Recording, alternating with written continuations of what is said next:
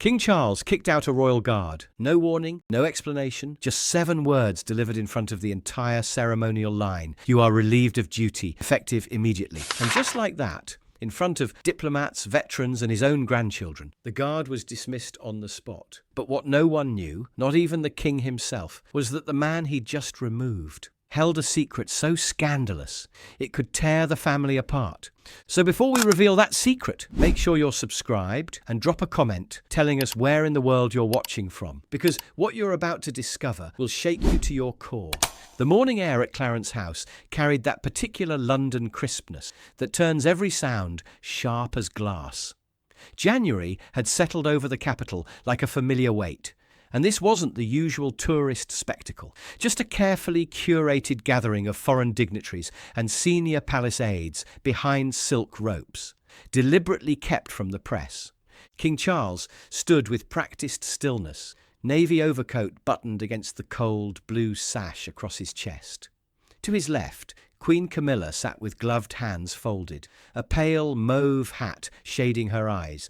She didn't speak or smile, just observed with the intensity of someone conducting an experiment.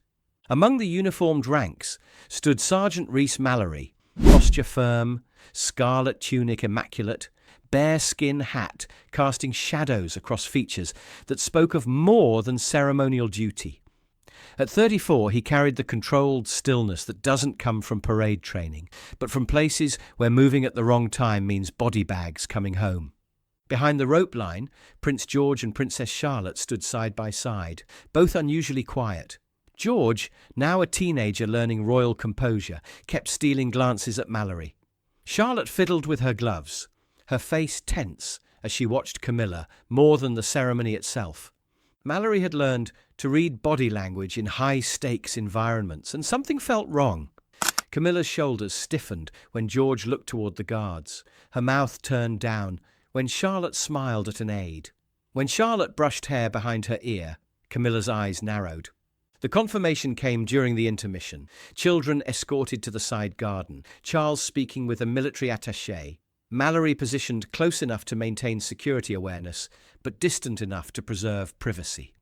That's when Camilla leaned toward her aide, voice pitched low, but carrying in the January air. Keep the girl away from him during the reception. She's been asking about Diana again. The words hit like shrapnel. Mallerie didn't react, but his fingers flexed beneath his gloves. He'd been watching for months, signs easily dismissed as coincidence. Charlotte's birthday card for Diana had vanished from her jacket. A security assistant who mentioned Lady Spencer was reassigned overseas within weeks, and the document he'd glimpsed during a uniform fitting, Phase 3 restructuring, non-primary heirs, to be consolidated out of inheritance protocols. She wasn't just erasing Diana's memory, she was systematically removing it from documents, relationships, succession. And at the centre were 2 children trying to understand their missing mother, while someone with power worked to ensure they never would. Charles walked past, offering Mallerie a brief nod of acknowledgement. Camilla remained seated, her gaze fixed on the hedgerow where the children's voices could still be heard, faint but carrying notes of laughter that seemed to irritate her. Her aide leaned in again, whispering something that made her lips curve in what might have been satisfaction. Mallerie couldn't catch the words, but he didn't need to. The message was already clear as winter air. He wasn't supposed to see, wasn't supposed to know, and above all, wasn't supposed to care.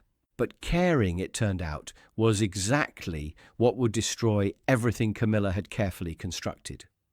The afternoon sun struck the ceremonial medals just right, turning gold leaf into captured fire as the final segment of the ceremony began.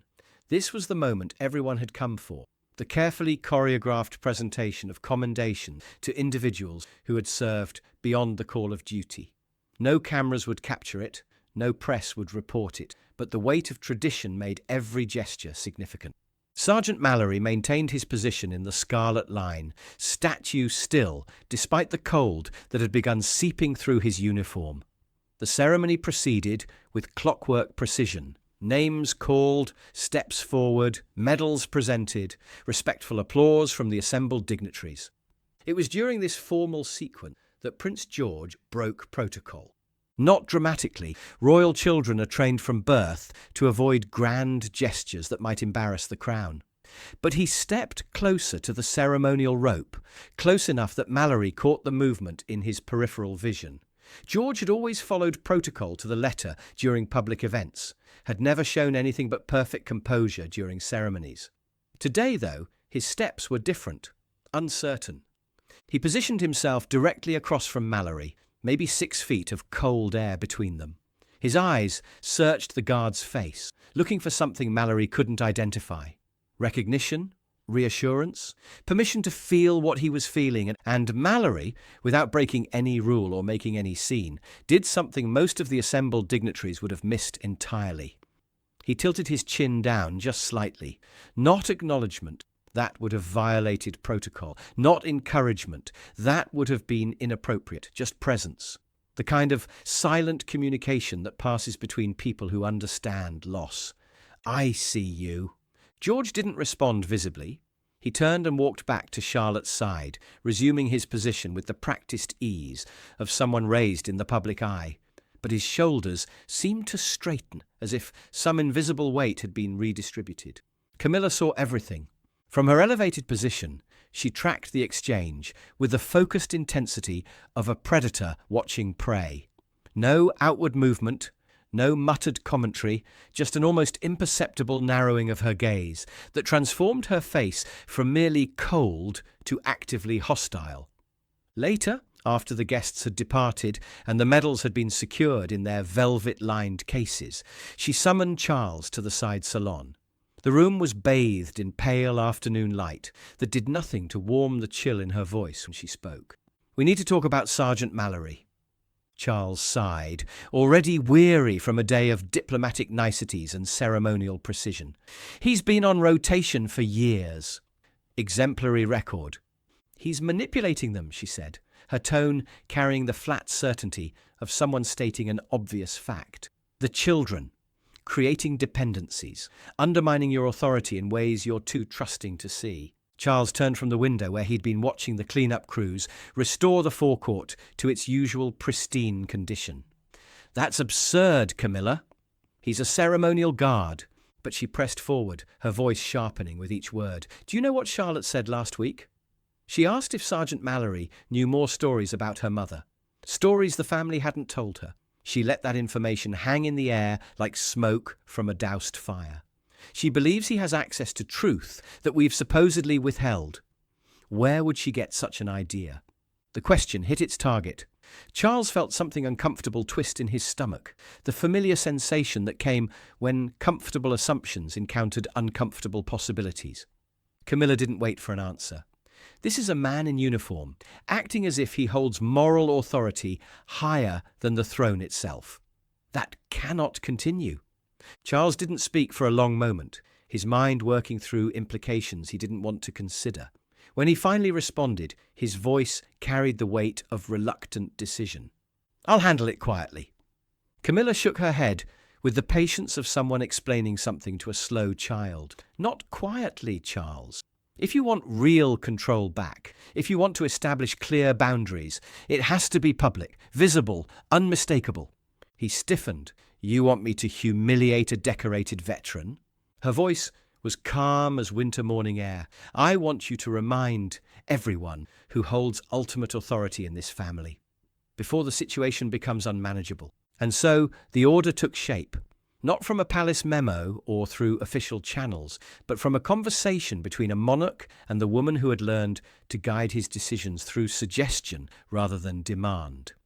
Mallory's moment of quiet humanity, one subtle gesture of connection with a grieving child, had marked him for elimination. The consequence would be carved into protocol with surgical precision. 3 days later, the forecourt at Clarence House stood in cathedral silence. The final ceremony of the week had drawn to its close, leaving only the Coldstream Guards in formation for the traditional farewell drill. No tourists watched from behind barriers, no dignitaries sipped tea and discussed matters of state. Just the guards themselves, the commanding officers, and a monarchy about to demonstrate the price of unauthorized compassion. The soldiers stood aligned, like scarlet pillars against the pale stone facade, their bare skins creating a forest of black against the winter sky. Dust motes danced in shafts of afternoon light that slanted across the cobblestones with geometric precision. The only sounds were the distant hum of London traffic and the soft whisper of wind through bare branches. Sergeant Rhys Mallory stood in the third position from the left, every detail of his uniform perfect, despite the weight pressing against his chest. He'd sensed something building over the past few days, subtle changes in assignment patterns, conversations that stopped when he entered rooms, the kind of atmospheric shift that preceded significant action. But military training had taught him that worry was wasted energy until the moment arrived for response. From the far end of the formation, King Charles began his approach, each step measured and deliberate, each pause calculated for maximum impact. His expression carried the kind of controlled neutrality that concealed everything while revealing the weight of whatever was coming. Behind him, at a distance that maintained plausible deniability while ensuring perfect observation, Queen Camilla stood, with her hands clasped and her face set in lines that suggested satisfaction barely held in check. When Charles reached Mallory's position, he stopped. 2 feet of cold air separated them, close enough for every guard in the formation to hear what followed, close enough for the weight of royal authority to press against Mallory's chest like a physical force. The mounted commander's voice rang across the forecourt. "Company, attention!" The lines snapped to even tighter posture, rifles aligned with mathematical precision, faces forward despite the drama unfolding in their peripheral vision. Charles spoke with quiet authority that carried to every corner of the silent space. "Sergeant Mallory." Mallory's response came without hesitation, his voice steady as granite. "Your Majesty." "You are relieved of duty, effective immediately." The words dropped into the silence like stones into still water, creating ripples that spread through the formation in the form of barely perceptible shifts, subtle changes in breathing patterns, the kind of micro-reactions that marked the moment when ceremony gave way to something far more human and devastating. 4 positions down the line, a young guard's fingers trembled against his rifle. Someone coughed nervously. A lieutenant's gaze dropped to the cobblestones, unable to witness what was happening to a man he respected. From somewhere behind the hedgerow, where royal children were supposed to be safely out of sight during military proceedings, came the sound of rapid footsteps on gravel. Prince George and Princess Charlotte appeared at the garden entrance, their chaperone trailing behind with the helpless expression of someone trying to manage forces beyond their control. Charlotte's voice cut through the ceremonial silence like a blade through silk. "He didn't do anything wrong." The words carried with perfect clarity across the forecourt, reaching every ear present. George stood beside her, his face pale but determined, his eyes fixed on the scene unfolding before them with an intensity that spoke of understanding beyond his years. But their protest didn't reach the king. Charles remained focused on Mallory with laser precision, and behind him, Camilla's lips curved in what might have been the ghost of a smile. Mallory gave no reaction to the dismissal, no defense or protest. Military discipline had taught him that some battles couldn't be won through words, that sometimes dignity was preserved through acceptance rather than resistance. He executed a perfect salute, the movement sharp and final. "Yes, sir." The drill commander stepped forward, breaking his own protocol in a breach of etiquette that spoke to the unprecedented nature of what was happening. His voice carried reluctance and professional duty in equal measure. "Sergeant, please surrender your ceremonial rifle." Mallory removed the weapon, with the same precision he brought to every aspect of his service, handing it over with movements that suggested respect for the rifle itself, if not for the circumstances requiring its surrender. Then he turned, boots clicking against cobblestones that seemed to amplify the sound until it echoed off the palace walls like a drum beat. As he walked away from the formation, past guards who couldn't meet his eyes, past aides suddenly fascinated by their clipboards, the only sounds were his footsteps and the distant traffic that reminded everyone that life continued beyond the walls of ceremony and protocol. George watched him go, with an expression that aged him years in the span of minutes. Charlotte's hand clenched around the folds of her coat, her knuckles white, with the force of emotions she was too young to fully understand, but old enough to feel with devastating clarity. Mallerie didn't look back. That too was part of the uniform, knowing when dignity required forward motion rather than backward glances. But dignity, as it turned out, was a two-edged sword. Before Rhys Mallory wore scarlet and bearskin, he'd marched through Helmand Province dust. 23 years old in 2009, a parachute regiment lance corporal with quick instincts. During an ambush in Sangin, he took shrapnel to the knee, but stayed on overwatch for 6 hours, coordinating helicopter support that saved 12 soldiers. The medic said treating him was like patching up a statue. The knee never fully recovered. By 2013, he was medically non-deployable, choosing ceremonial service over early retirement. Most combat veterans avoided the ceremonial route, but Mallery understood the power of stillness. He'd learned it where moving wrong meant death. His most important service didn't appear in any record. Spring 2018. A security drill went wrong, separating 4-year-old Prince George from his protection detail. Mallery found him first, knelt down, removed his bearskin, and stayed with the boy until staff arrived. Prince William himself requested Mallery be kept on rotation for events involving the children. The knock on Mallory's door came after midnight, sharp enough to cut through the silence of his Pimlico flat, but controlled enough to avoid waking his neighbours. He'd been sitting in darkness since returning from Clarence House, his dress uniform hanging on the back of a chair, like the ghost of a career that had ended before he'd fully processed its conclusion. He opened the door to find Sir Jonathan Reeve standing in the hallway like smoke given human form. Not Commander or Sir Jonathan, just Reeve, the man whose authority operated in the spaces between official protocols, former Joint Intelligence Committee, current holder of positions that didn't appear on any public organisational chart, but carried weight that made hardened military officers defer without question. Reeve stepped inside without invitation, his presence filling the small flat with the kind of tension that preceded either salvation or destruction. No pleasantries, no explanation of how he'd obtained Mallory's address, or why he was conducting business at an hour when most of London was asleep. "Tell me what you know," he said. "All of it." Mallery understood the gravity immediately. This wasn't a casual inquiry or administrative follow-up. This was someone with real power asking questions that would have real consequences. He went to his desk, unlocked the bottom drawer, and withdrew an envelope he'd been carrying for months, without quite understanding why. Inside were 3 items that represented pieces of a puzzle he'd been assembling without conscious intent. The first was a transcription of Camilla's voice, overheard during a private luncheon 3 months earlier when Mallery had been positioned near enough to catch fragments of conversation that weren't meant for his ears. Diana's shadow still stretches across those children. The sooner we clean the line, the stronger the crown will be. The second was a photograph of a computer screen, technically a violation of security protocols, but taken during a moment when a senior aide's laptop had been left open during an event briefing. The document title read, "Strategic Reallocation of Royal Estates and Disbursements. Priority, Direct Succession Only." Mallery hadn't understood the implications at the time, but someone had later explained that assets and trusts were being quietly moved away from non-primary heirs. The third item was the one that had kept him awake for weeks.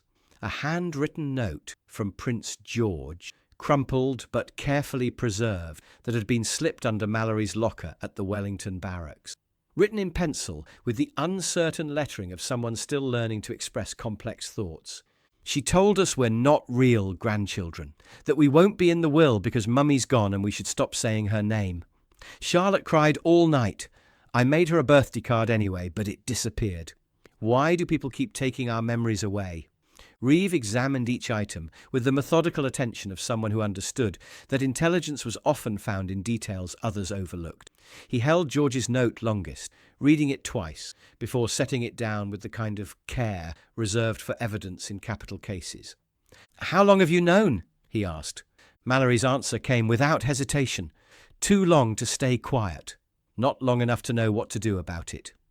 Reeve walked to the window, looked out at London's sleeping streets, then turned back with an expression that suggested decisions were being made in real time. Why now? Why risk everything for this? The answer required Mallory to examine motivations he'd been avoiding since his dismissal. "Because I watched that boy trust me," he said finally, "and I let him walk away thinking I couldn't protect him from the people who are supposed to love him most." Reeve nodded once, a gesture that conveyed understanding and approval in equal measure. Then he spoke a single word that changed everything. "William?"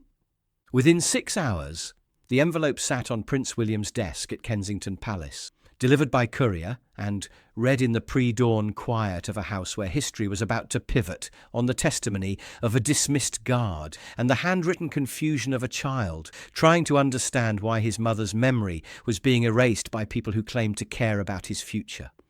William didn't call his father immediately, didn't storm Clarence House, demanding explanations or confrontations. He sat in his study as London woke up around him, reading his son's words again and again, until the full scope of what was happening crystallized into something that required action. In his private ledger, the one where he tracked matters too sensitive for official channels, he wrote Mallory's name and drew a single check mark beside it. Nothing else.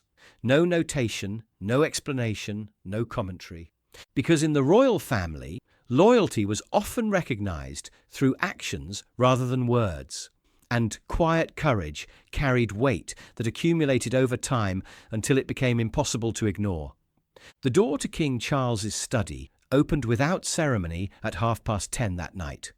Prince William stepped inside with the controlled urgency of someone who had moved beyond asking permission for conversations that couldn't wait for convenient scheduling. Charles sat beneath the soft glow of a reading lamp, surrounded by the day's briefing papers arranged in precise rows across mahogany that had witnessed centuries of royal business. His sleeves were rolled up despite the evening chill, spectacles perched halfway down his nose as he reviewed documents that would shape policy in ways the public would never fully understand. He looked up slowly, recognizing the expression on his son's face as one that preceded significant confrontations. "William!" Rather late for a social call, William didn't answer with pleasantry. Instead, he placed the envelope on the desk, with the kind of deliberate precision that made its contents seem radioactive. Inside were Mallory's evidence, Reeve's analysis, and most damaging of all, George's handwritten testimony about conversations that should never have involved children. Charles stared at the envelope without touching it. Where did this originate? Someone who still believes protecting family comes before protecting image. The words landed with surgical accuracy, cutting through the careful diplomatic language that usually characterized their private conversations.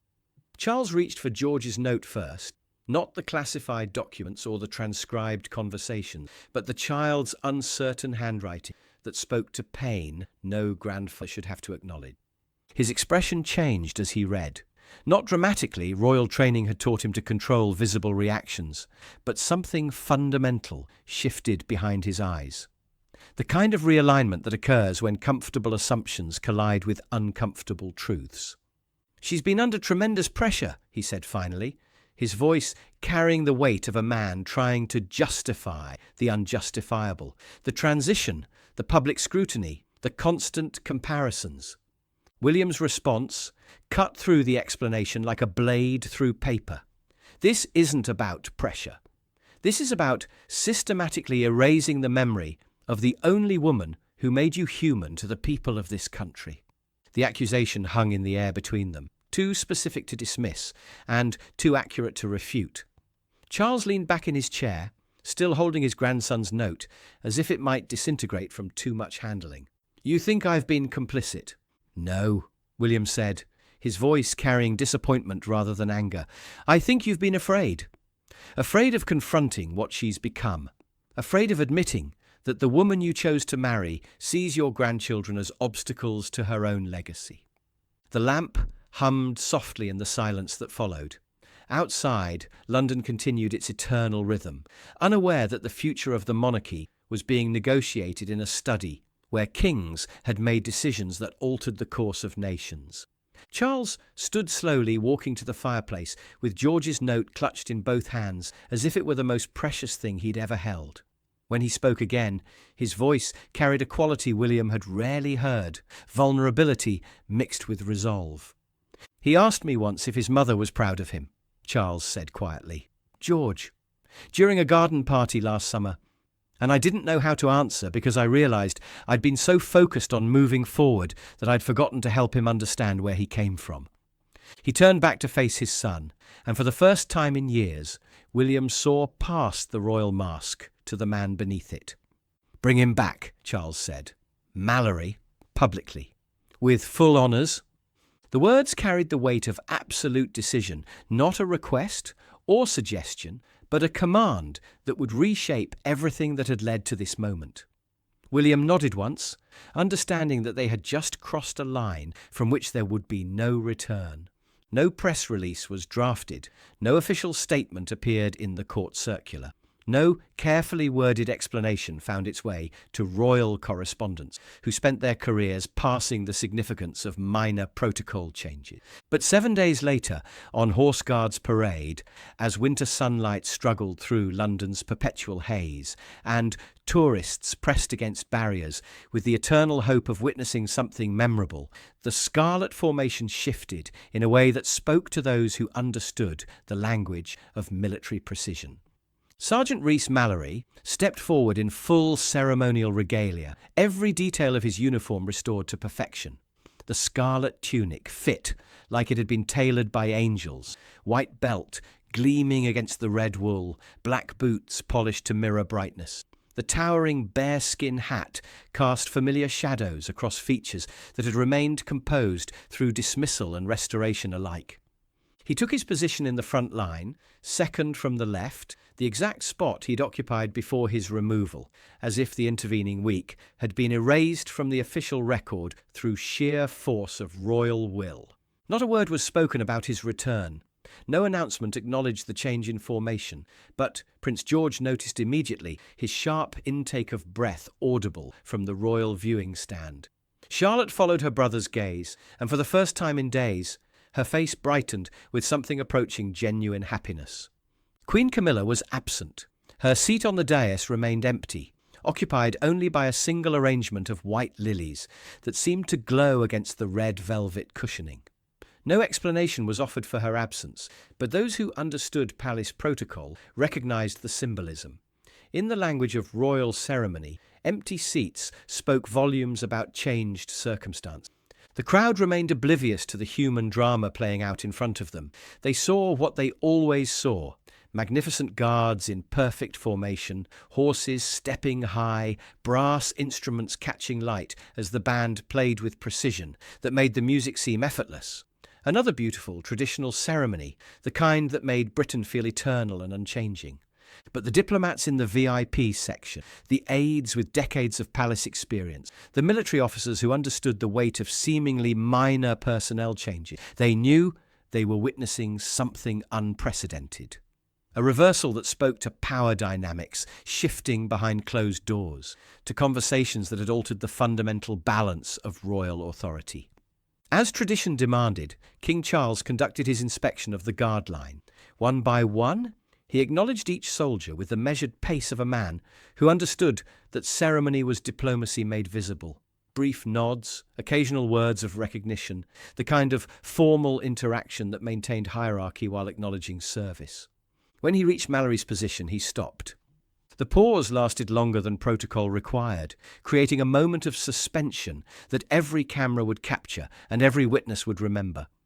Then, Charles did something that would be written into palace training manuals as a historical anomaly, an action so unprecedented that it required new categories of ceremonial behaviour. He extended his right hand, not for inspection, not for the exchange of ceremonial objects, but for the kind of human connection that transcended rank and protocol.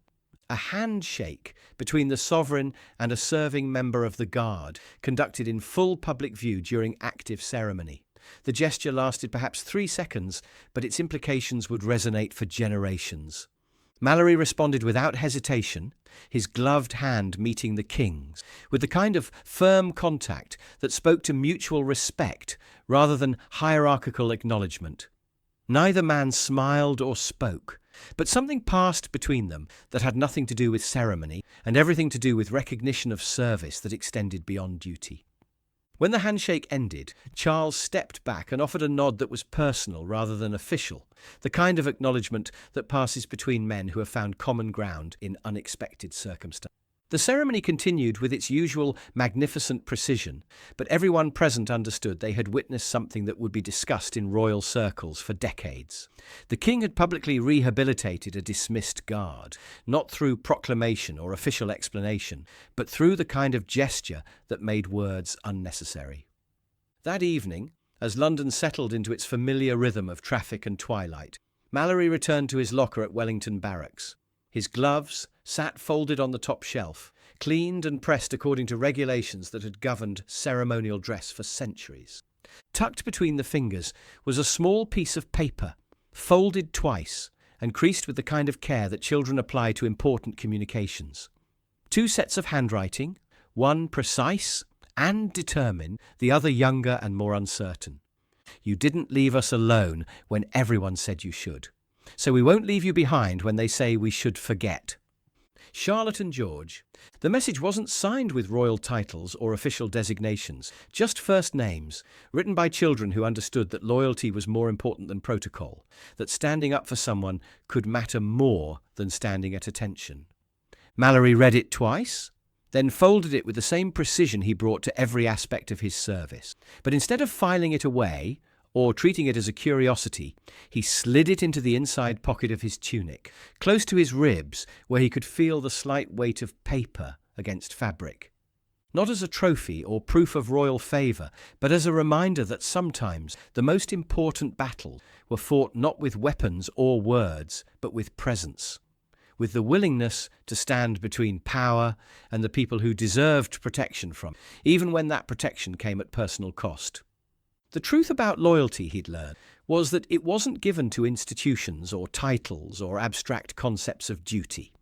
It was given to people, to children who needed someone to notice when their memories were being stolen, to monarchs who needed reminding of what really mattered, to principles that required protection even when protecting them meant risking everything. Sometimes, if circumstances aligned and courage found its voice at exactly the right moment, loyalty was rewarded, not with medals or commendations, but with something far more valuable. The knowledge that standing up had made a difference in ways that would echo through generations yet unborn. Was King Charles too afraid to see what was happening in his own family, or just too trusting of someone he thought he could depend on? And should Sergeant Mallory have broken his silence earlier, even if it meant violating the very protocols he'd sworn to uphold? Let us know in the comments, because your thoughts on loyalty, truth, and the courage to speak up matter more than you might think. If stories like this remind you that sometimes standing quietly for what's right can speak louder than any protest, hit that like button and subscribe for more moments when ordinary courage changed extraordinary lives. Share this with someone who needs to remember that loyalty isn't about following orders. It's about protecting the people who matter, even when the people giving orders have lost their way. Your next story is waiting right there on your screen. Click it now, and tomorrow we'll be back with another reminder that real heroes don't need recognition. They just need the courage to do what's right when everyone else is looking the other way.